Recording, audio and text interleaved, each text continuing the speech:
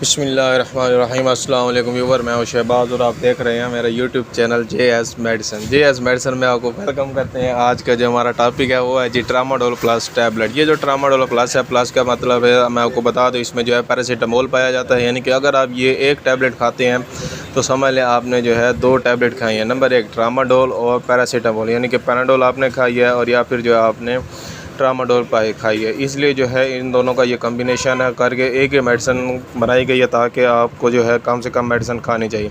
ये किस मकसद में इस्तेमाल हो, जिस पर जो आज हम डिटेल में बात करेंगे। अगर आप हमारे चैनल पर न्यू हैं तो आपसे रिक्वेस्ट है कि हमारे चैनल को सब्सक्राइब करें और साथ में बेल आइकन को प्रेस लाजमी करें।